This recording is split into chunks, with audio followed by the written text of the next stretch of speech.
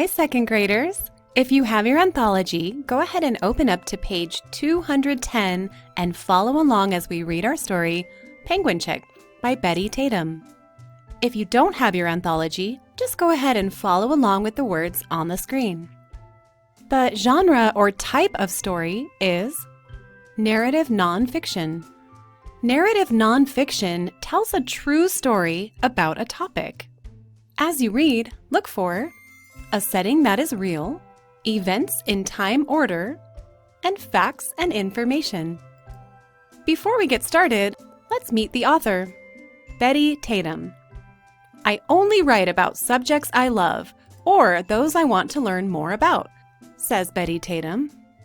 Penguins are her favorite animal, so she wrote Penguin Chick. After seeing playful otters at the Monterey Bay Aquarium in California, she wrote Baby Sea Otter. A trip to China and the opportunity to hold a 5-month-old panda cub led Miss Tatum to create a book about these rare animals.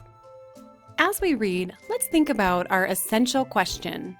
How do animals care for their young? Let's begin. A fierce wind howls. It whips snow across the ice. Here, a female emperor penguin has just laid an egg. It is the only egg she will lay this year. Most birds build nests for their eggs. But on the ice in Antarctica, there are no twigs or leaves. There is no grass or mud. Nothing to build a nest with. Nothing but snow and ice. The new penguin father uses his beak to scoop the egg onto his webbed feet. He tucks it under his feather-covered skin into a special place called a brood patch. The egg will be as snug and warm there as if it were in a sleeping bag. One of the penguin parents must stay with the egg to keep it warm. But where penguins lay their eggs, there is no food for them to eat. The penguin father is bigger and fatter than the mother. He can live longer without food. So the father penguin stays with the egg while the mother travels to the sea to find food. The two parents sing together before the mother penguin leaves. Along with many other penguins, the mother penguin leaves the rookery where she laid her egg. The mother walks or slides on her belly. This is called tobogganing. She uses her flippers and webbed feet to push herself forward over ice and snow. Because it's winter in Antarctica, water near the shore is frozen for many miles. After 3 days, the mother penguin comes to the end of the ice. She dives into the water to hunt for fish, squid, and tiny shrimp-like creatures called krill.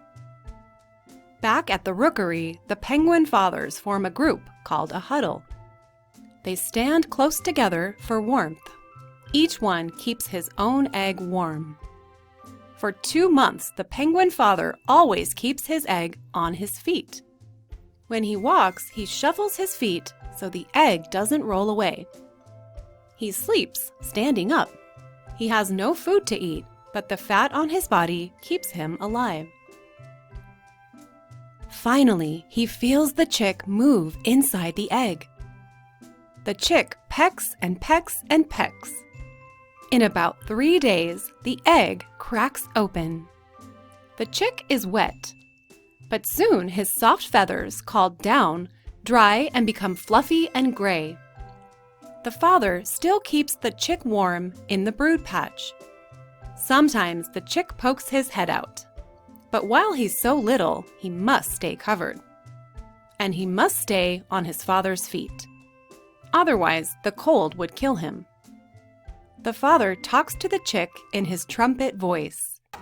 The chick answers with a whistle. The father's trumpet call echoes across the ice. The penguin mother is on her way back to the rookery, but she can't hear him. She's still too far away. If the mother doesn't come back soon with food, the chick will die. 2 days pass before the mother can hear the father penguin's call. At last, the mother arrives at the rookery. She cuddles close to her chick and trumpets to him. He whistles back. With her beak, she brushes his soft gray down. The mother swallowed many fish before she left the ocean. She brings some of this food back up from her stomach and feeds her chick. She has enough food to keep him fed for weeks. He stays on her feet and snuggles into her brood patch. The father is very hungry, so he travels to open water.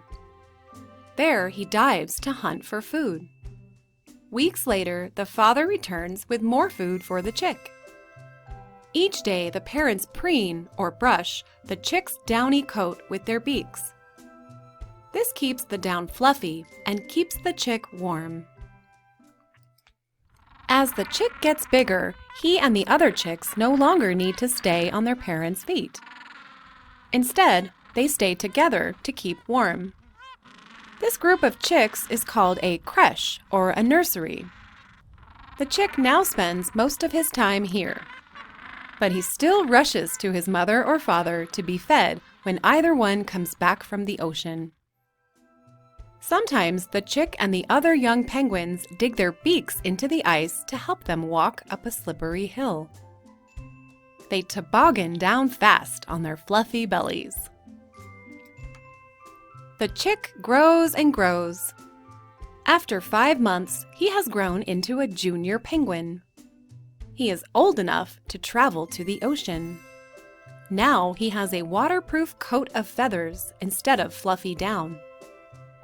He can swim in the icy cold ocean because his feathers keep him dry and warm.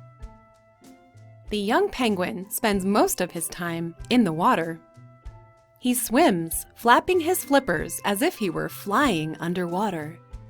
He uses his webbed feet to steer wherever he wants to go. He catches a fish with his beak and swallows it head first. Now, the young penguin can catch his own food and take care of himself. In about 5 years, he'll find a mate. Then, he'll take care of his own egg until the chick can hatch. I hope you enjoyed learning all about penguins in this story, Penguin Chick. Have a great rest of your day. Don't forget to smile, and I'll see you soon. Bye!